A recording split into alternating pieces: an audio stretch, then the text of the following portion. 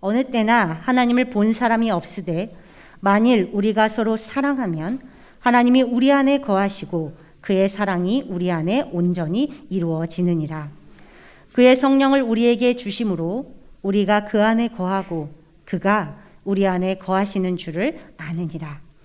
아버지가 아들을 세상의 구주로 보내신 것을 우리가 보았고 또 증언하노니 누구든지 예수를 하나님의 아들이라 시인하면 하나님이 그의 안에 거하시고 그도 하나님 안에 거하느니라. 아멘. 오늘 창립 기념주일로 저희가 예배를 드리고 또 모든 예배마다 찬양대 또 우리 중창단 하나님을 찬양하시는 분들 임명하는 주일로도 지키고 있습니다.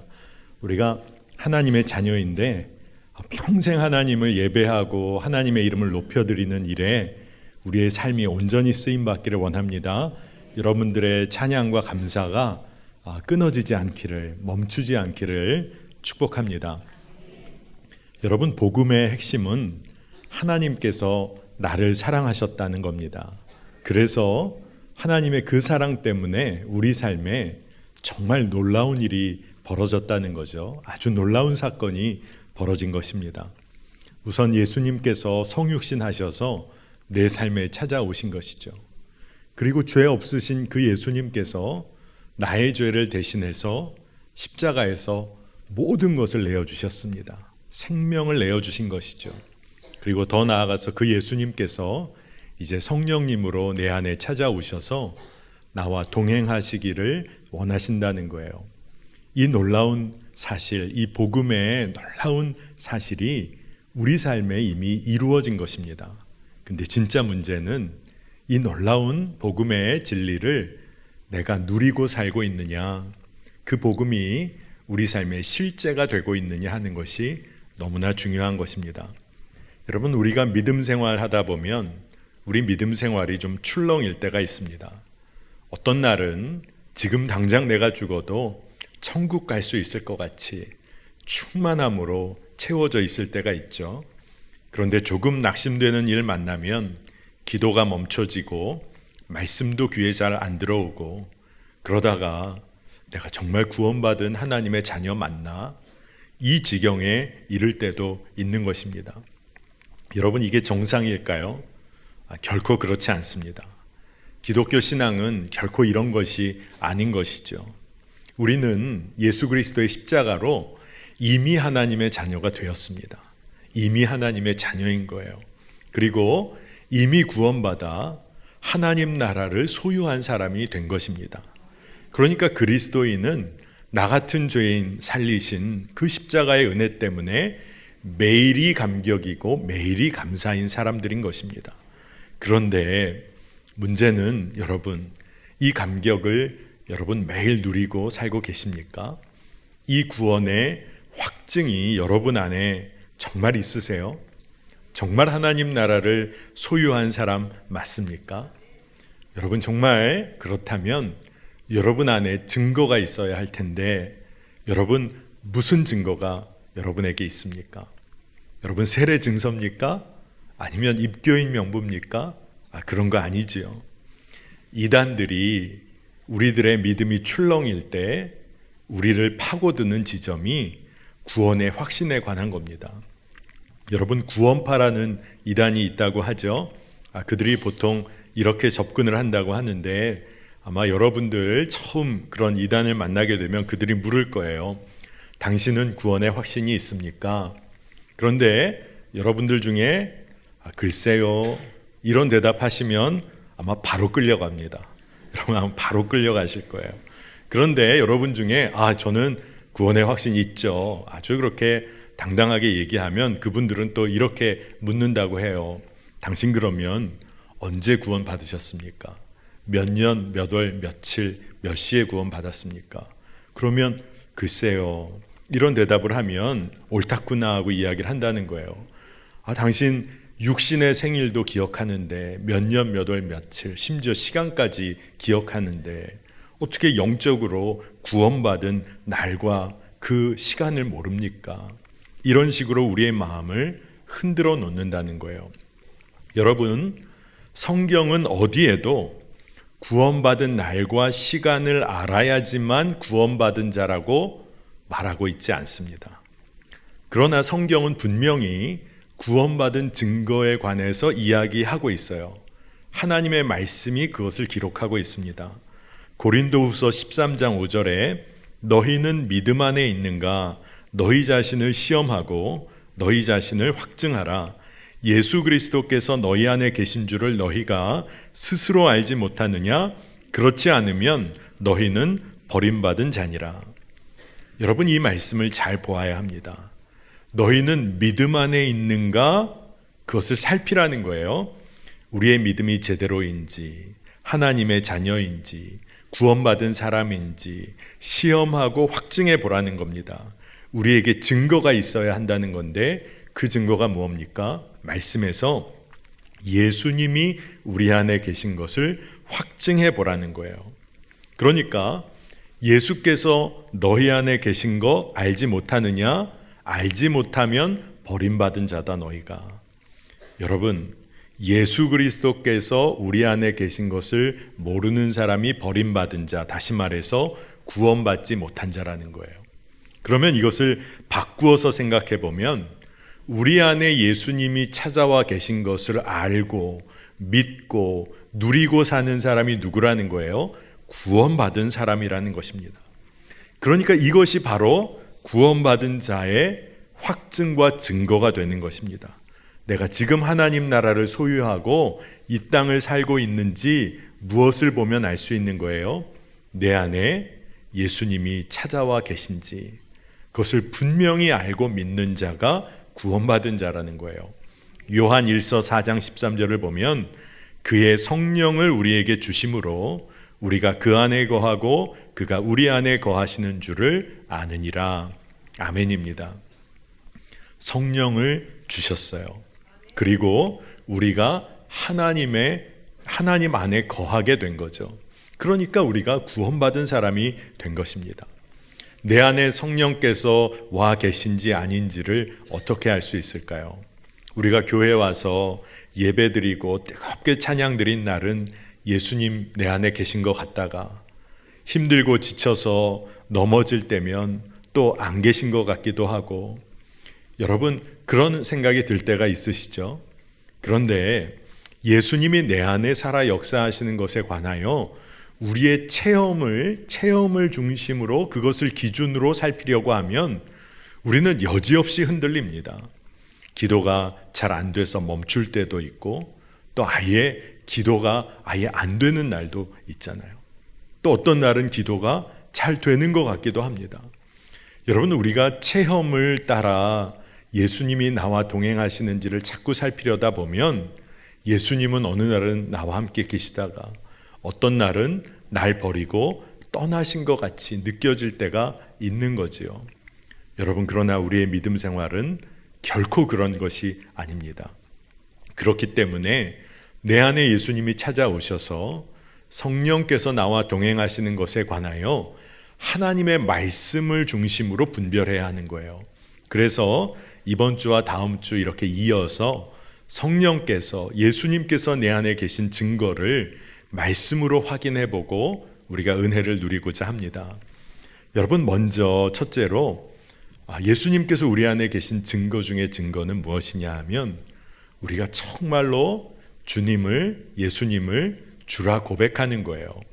여러분, 예수님을 부르실 때 보통 뭐라고 부르십니까? 오늘 이곳에 모인 분 중에 예수님 너무 친해서 형님이라고 부르시는 분 계세요?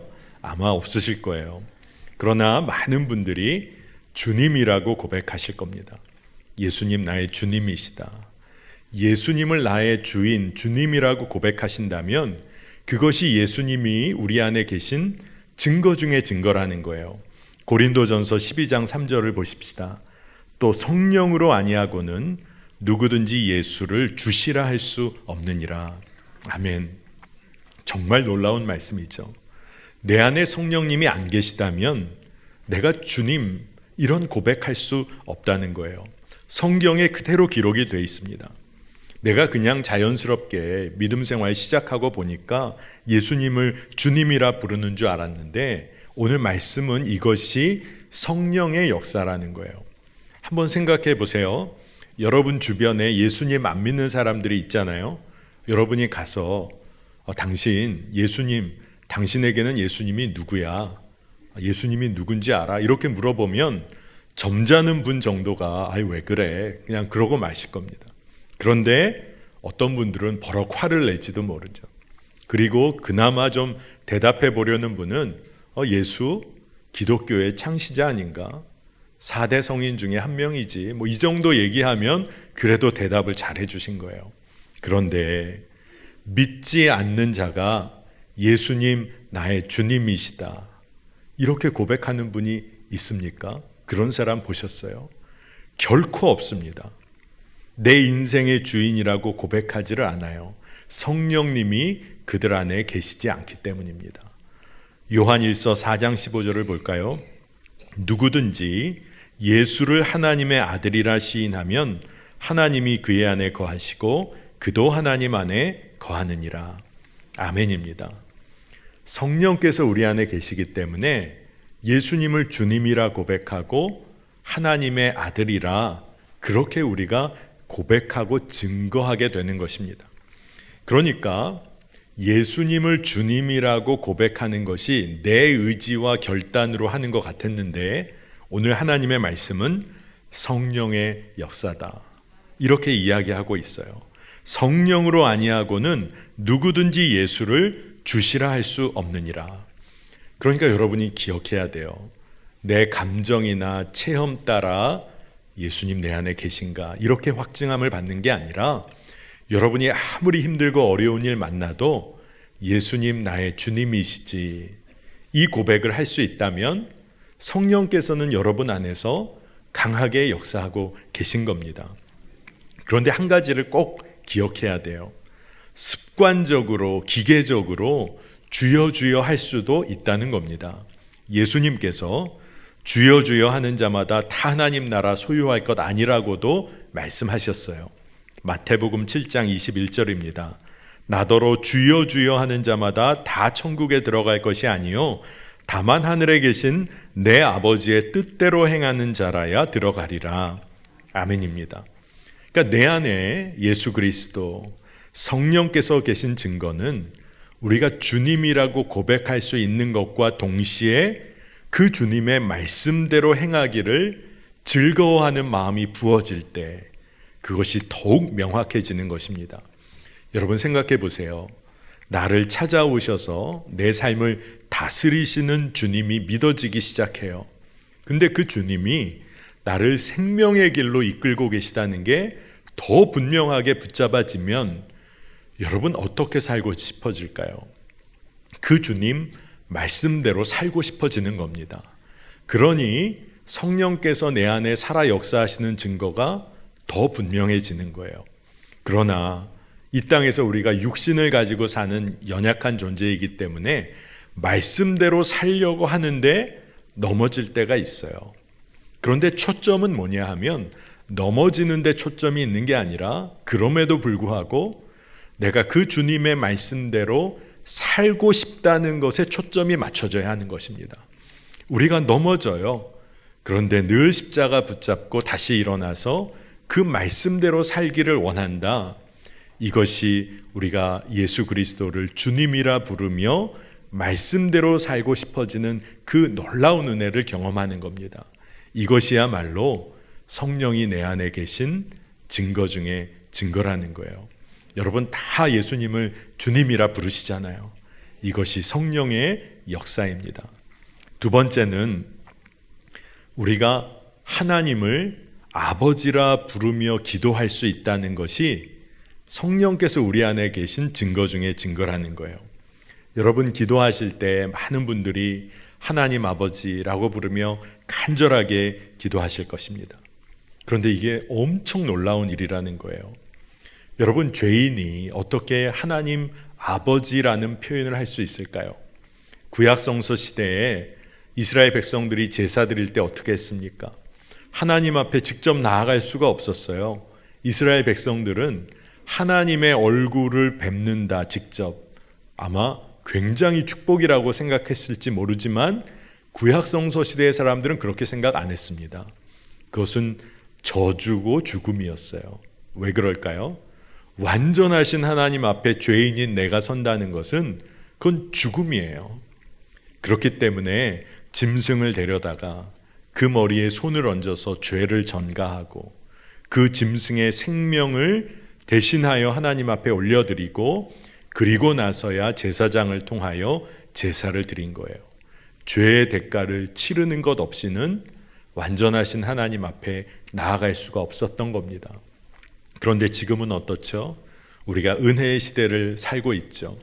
예수 그리스도께서 우리의 어린 양이 되어 주셔서 그 생명을 우리의 죄값으로 다 지불하시고 그리고 우리가 그 은혜 가운데 구원받은 거잖아요. 그러니까 예수님의 이름으로 하나님의 보좌 앞으로 나아갈 수 있게 된 거예요. 예수님의 이름을 의지하여 하나님을 아버지라 부르며 기도할 수 있게 된 거예요. 그러니 예수님께서 우리 안에 계시지 않으면 우리가 하나님을 아버지라 부르며 기도할 수 없는 겁니다. 여러분, 하나님의 아들이 누구시죠? 예수님이시잖아요. 그러면 우리가 예수님을 어떻게 부르는 게 맞죠? 하나님을 어떻게 부르는 게 맞죠? 예수님 아버님이라고 불러야 맞을 거예요. 그런데 그 예수님이 우리 안에 오신 거죠.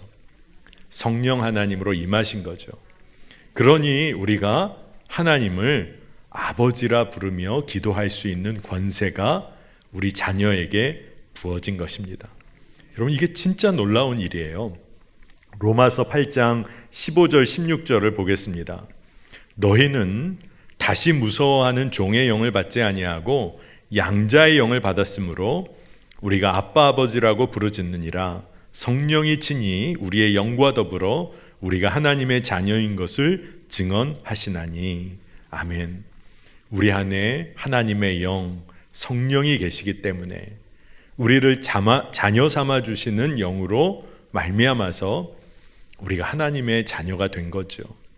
그래서 우리 안에 계신 성령님으로 인하여 하나님을 아버지라 부를 수 있는 겁니다. 오늘 말씀에 양자의 영을 받았다. 이게 성령을 받았다는 거예요. 자녀 삼아 주시는 영. 그래서 우리가 성령으로 말미암아 하나님께 담대히 나아갈 수 있는 것입니다. 여러분, 그러니까 우리가 넘어지고 때로는 죄를 지으며 정말 처참한 삶의 자리에 머무를지라도 내가 하나님 아버지 간절히 부르짖으며 기도할 수 있다면 우리 안에 누가 계신 거예요? 성령님 여전히 우리 안에서 탄식하시며 우리와 함께 기도하고 계신 거예요. 그러니 우리가 구원받은 자녀, 성령님과 함께하는 그러한 놀라운 삶을 여전히 살고 있다는 것입니다. 여러분, 말씀을 붙잡아야지 우리의 감정과 체험을 붙잡으면 우리는 여지없이 나가 떨어집니다. 그런데 여러분, 꼭 말씀을 붙잡으세요. 세 번째로 성령께서 우리 안에 찾아오셔서 함께 하시는 증거는 우리가 하나님의 은혜를 깨닫는 사람으로 살고 있다는 겁니다. 여러분, 예수 믿는 사람은 참 이상할 정도로 은혜라는 것을 누려요. 교회 나와서 예배드리고 뜨겁게 찬양하다 보면 내 마음에 기쁨이 회복되고 감사가 회복되고 그리고 하나님의 말씀이 깨달아집니다. 뭐라 표현할 수 없는 감동을 경험하게 돼요. 그렇지 않습니까? 성령께서 하나님의 은혜를 깨닫게 해주시는 거예요. 여러분 한번 생각해 보십시다. 여러분이 아침 일찍 시내버스를 타고 출근을 하는 길인데 기사 아저씨가 믿는 분인지 그날따라 이 라디오 채널을 기독교 방송에 맞춰서 그 시내버스에서 찬송이 울려 나오기 시작했다고 여러분 한번 생각해 보세요. 여러분은 어떻게 생각하겠습니까? 그 찬송 들으면서 오늘 너무 피곤해서 겨우 일어나서 출근하는데 버스에서 찬송이 다 나오네. 감사하다. 이 찬송 붙잡고 오늘 힘을 얻네. 여러분, 은혜를 누리실 거예요. 그런데 믿지 않는 승객은 어떨까요? 웬 아침부터 찬송이야. 그렇죠? 어떻게 공공장소에서 어떻게 종교 편향적인 이런 방송을 막 틀 수 있나? 기사 양반 그 채널 바꾸세요. 막 소리 지르며 화를 낼지도 모른 거죠. 여러분, 왜 이렇게 사람의 반응이 다른 거죠? 성령님이 우리 안에 계신 사람, 예수 그리스도를 믿고 따르는 사람에게는 하나님의 은혜를 깨달을 수 있는 영을 부어주셨어요. 자, 보십시다. 고린도전서 2장 12절이에요. 우리가 세상의 영을 받지 아니하고 오직 하나님으로부터 온 영을 받았으니 이는 우리로 하여금 하나님께서 우리에게 은혜로 주신 것들을 알게 하려 하심이라. 아멘입니다. 하나님의 영이 부어졌고 그 영은 우리로 하여금 하나님의 은혜를 알게 하신다는 거예요. 그러니 여러분이 예배 드릴 때, 말씀을 읽을 때, 기도할 때 참 작은 것이라도 하나님의 은혜를 여러분이 깨닫고 누리고 있다. 성령께서 여러분 안에 살아 역사하시는 증거 중의 증거예요. 오늘 말씀이 기록하고 있잖아요. 여러분, 성령께서 우리 안에 함께 하시는 증거가 이렇게 분명한데도 우리가 참 연약해서 성령님 내 안에 계신가? 그리고 때로는 원망하고 불평하며 은혜를 누리지 못하고 살 때가 있어요. 그런데 조금만 우리가 믿음을 사용하여 말씀을 붙잡으면 너무나 분명한 증거가 있는 거죠. 성령께서 이미 내 안에 찾아와 내 마음 가운데 역사하고 계시다. 얼마나 놀라운 사실입니까? 그런데 여러분, 진짜 놀라운 사실이 한 가지 더 있는데, 예수님이 찾아오셔서 함께 거하시는 우리의 마음이 어떤 상태인가 하는 거예요. 마태복음 15장 18절 20절 이어서 읽어보면, 입에서 나오는 것들은 마음에서 나오나니 이것이야말로 사람을 더럽게 하느니라. 마음에서 나오는 것은 악한 생각과 살인과 간음과 음란과 도둑질과 거짓 증언과 비방이니 이런 것들이 사람을 더럽게 하는 것이요.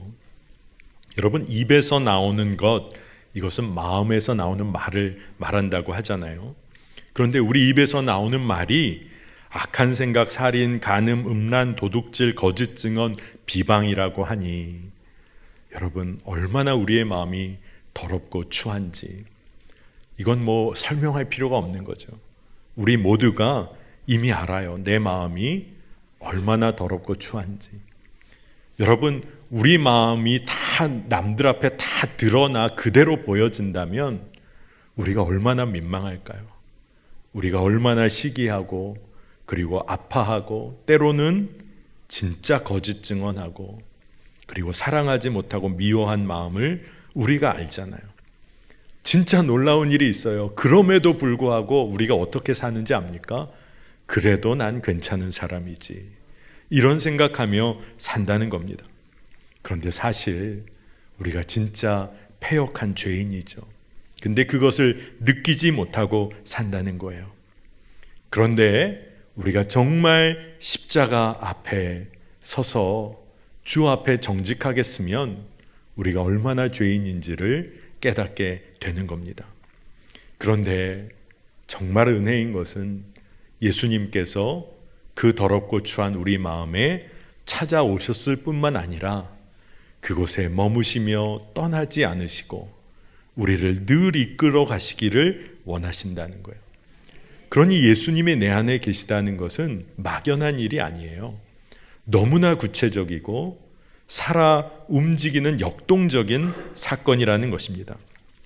그렇기 때문에 가장 더럽고 추한 우리 마음에 오신 주님과 동행하는 길은 우리가 성령 충만함으로 사는 거예요.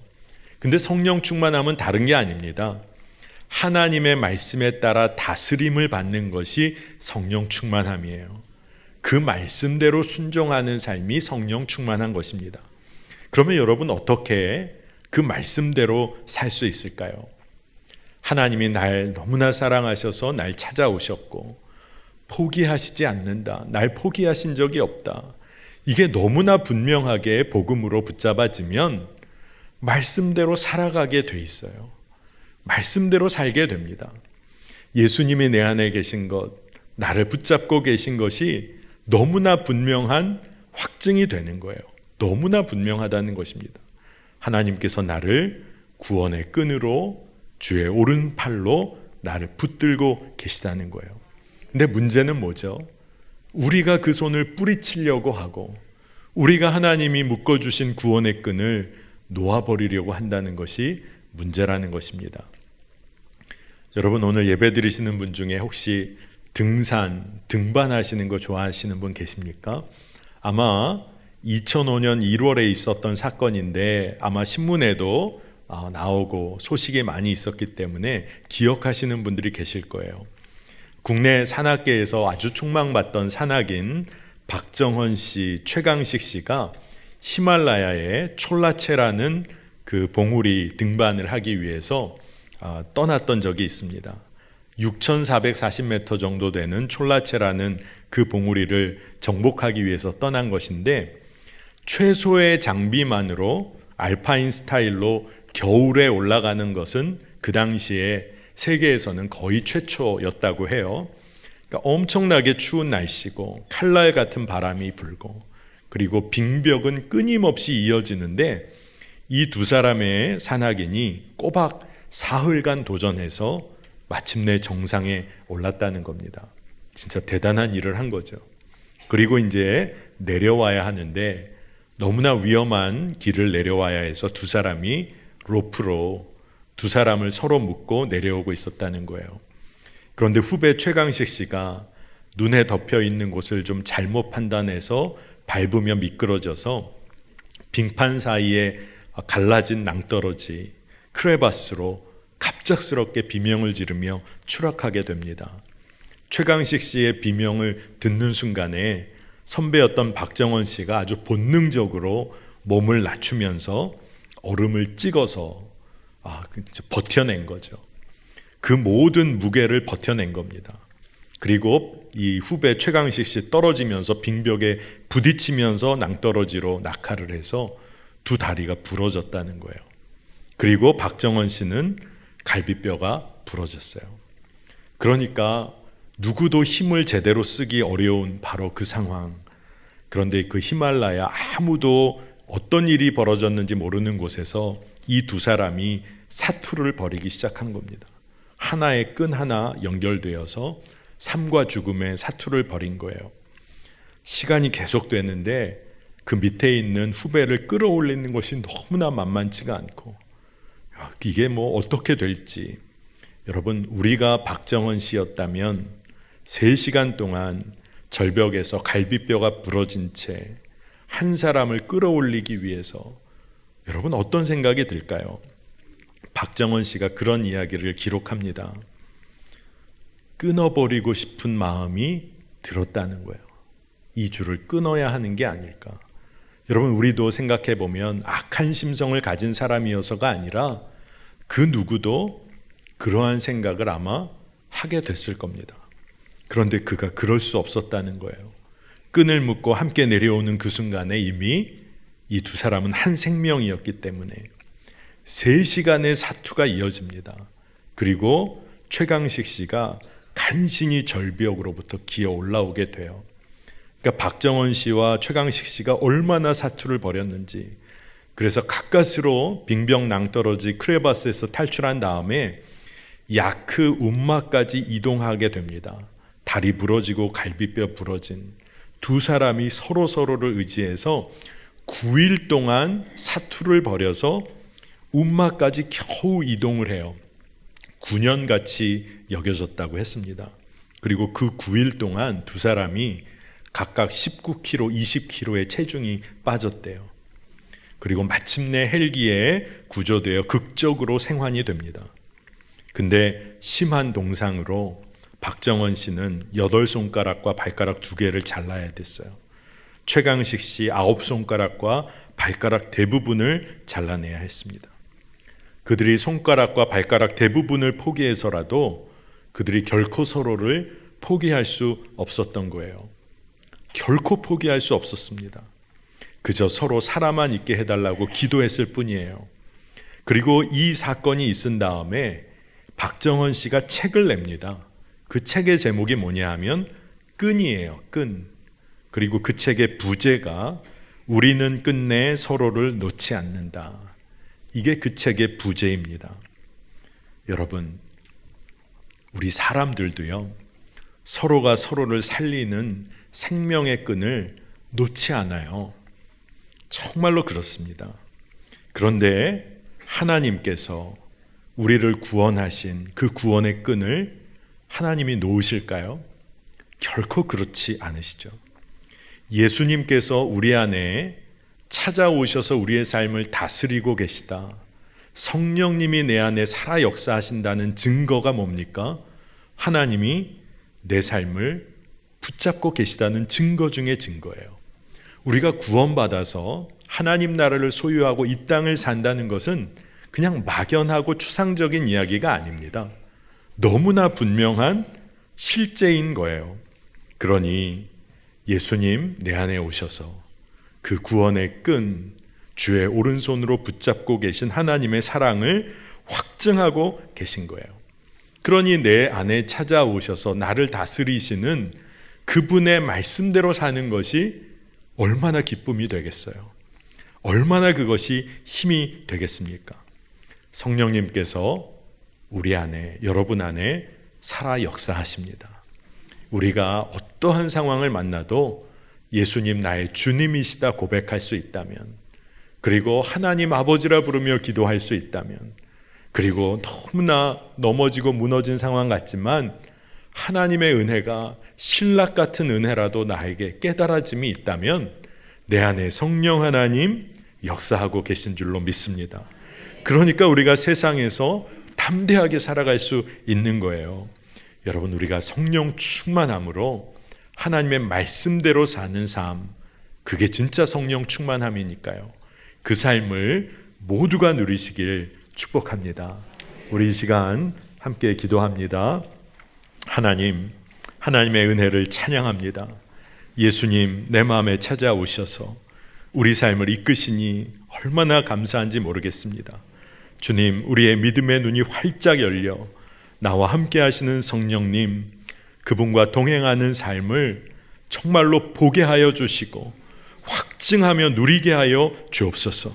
그 놀라운 하나님의 사랑으로 매일이 감격이고 감사한 삶을 살게 하여 주시고, 이제는 그 감사와 은혜 때문에 하나님의 말씀대로 살아가는 성령 충만함을 누리게 하여 주시고, 주변을 변화시키는 주의 종, 주의 일꾼의 삶을 살게 하여 주옵소서. 감사드리며 예수님의 이름으로 기도합니다. 아멘.